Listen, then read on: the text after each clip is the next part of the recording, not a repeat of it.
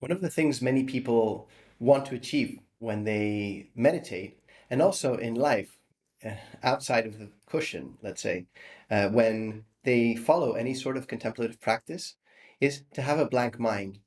This isn't necessarily interesting as a thought because, first of all, it's counterproductive. And secondly, it doesn't really talk about the deep nature of what we are looking for in a practice like meditation and in any contemplative practice that we can later use in our day-to-day life.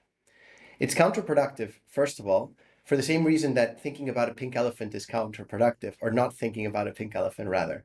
If you try not to think about something like this, it'll naturally occur much more, and you'll start fighting every single time you find that your mind isn't going aligned with what you want.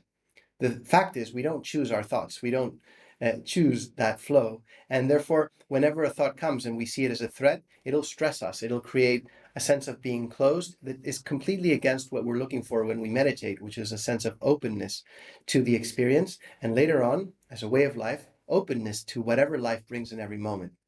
So that's definitely not easy. If you really just want a blank mind, get a lobotomy, or take a pill or something in the morning that will leave you a little bit groggy, a little bit drowsy.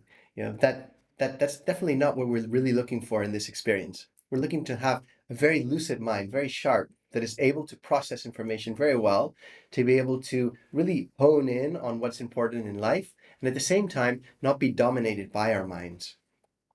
So that's basically the practice of meditation. And the Buddhists talk about their main objective as realizing nirvana.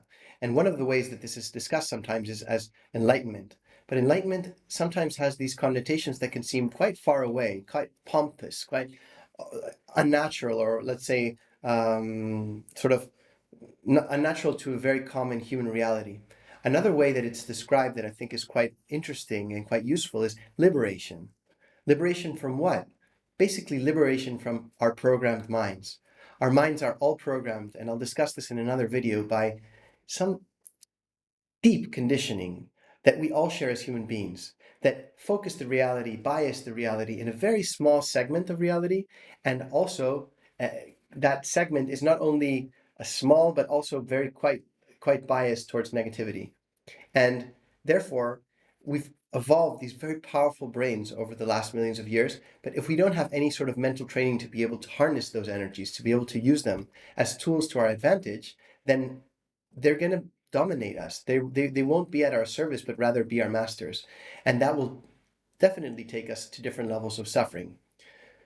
So let's not try and fight our minds. Let's enjoy our minds. We have this privilege of having such powerful minds. That's one of the beauties of humanity, of human beings. It's not the only way of knowing reality.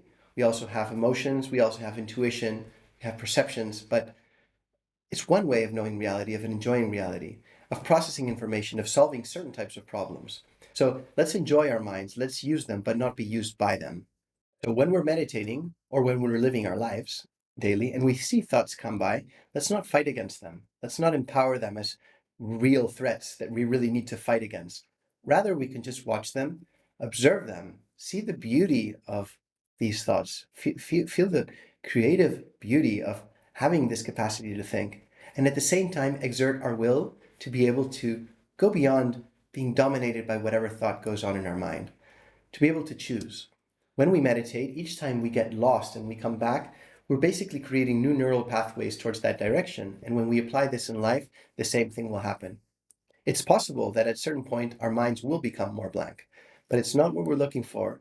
And that would only just be a byproduct of an understanding of what minds or our thoughts' real place is within the whole structure of our existence.